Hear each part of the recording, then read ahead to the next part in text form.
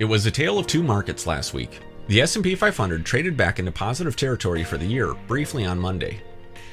Not to be outdone, the Nasdaq crossed over the threshold of 10,000 for the first time ever on Tuesday. But things changed substantially Thursday. As if market participants experienced a bit of buyer's remorse, the indices pulled back to end deeply in the red for the week. Thursday's sharp decline didn't appear to have a clear precipitating event. On Monday, the National Bureau of Economic Research stated that the U.S. economy peaked in February of this year. This marked the conclusion of an expansion that began 11 years ago, in June 2009, and placed the U.S. economy officially in a recession.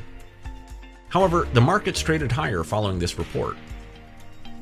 On Wednesday, the Federal Open Market Committee concluded their two-day June meeting with a press conference by Federal Reserve Chairman Jerome Powell.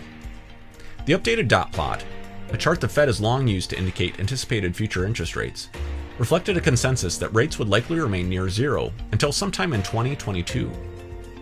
Additionally, Powell cautioned that despite the bump in employment seen in the prior week's BLS Employment Report, things could remain difficult for the labor market throughout the remainder of this year, with the unemployment rate projected to sit near 9.3% by December's end. After multiple weeks of outperformance, the value side of the style box suffered the greatest losses, and small and mid-cap stocks as a whole were not as resilient as their large-cap peers. Only large-cap growth performed better than the S&P 500 for the week.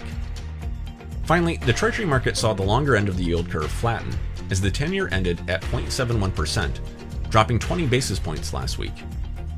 The bond market took the week's events mostly favorably as the U.S. aggregate bond index added 0.72% for the week and reflects a gain of 5.71% for the year.